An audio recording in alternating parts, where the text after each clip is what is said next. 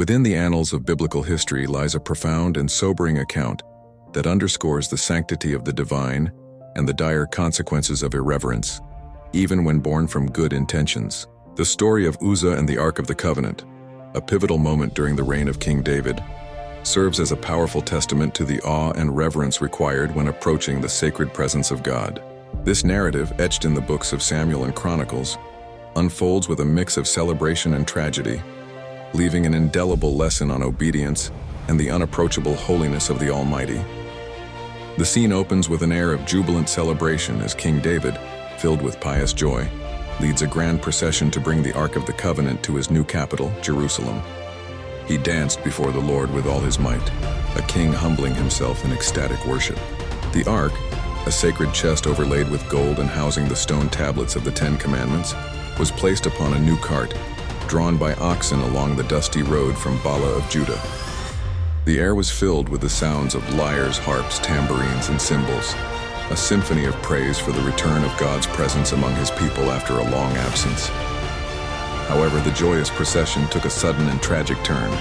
As they reached the threshing floor of Nacon, the oxen stumbled, and the cart jolted violently, causing the sacred ark to tilt precariously. Standing beside the cart was a man named Uzzah, one of the men entrusted with guiding the oxen. Acting on pure instinct and perhaps a desire to protect the holy object from falling, he reached out his hand and took hold of the ark to steady it. It was a seemingly innocent gesture, a reflexive action meant to prevent a perceived disaster. In that fateful instant, the atmosphere of celebration was shattered. The Lord's anger burned against Uzzah for his irreverent act. A flash of divine power struck him down and he died there beside the Ark of God.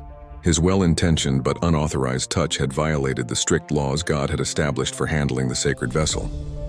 The law dictated that only the Levites of the Kohathite family were permitted to carry the ark, and they were to do so using poles inserted through rings on its sides, never touching the ark itself.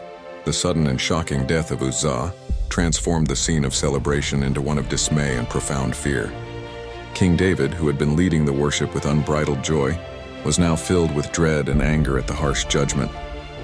He became afraid of the Lord that day, questioning how he could ever bring the Ark of God to be with him in Jerusalem. The procession was halted immediately. The ark was not taken into the city of David, but was instead diverted to the nearby house of Obed-Edom the Gittite, where it would remain for 3 months. This somber event served as a crucial lesson for David and all of Israel. During its stay at Obed-Edom's house, the Lord blessed him and his entire household, demonstrating that God's presence brings blessing when approached with proper reverence.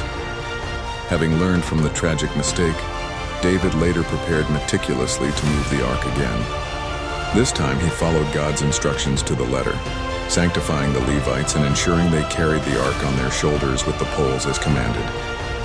The second journey was successful, marked not by tragedy but by reverent worship and sacrifice, finally bringing the symbol of God's holy presence into its rightful place in Jerusalem.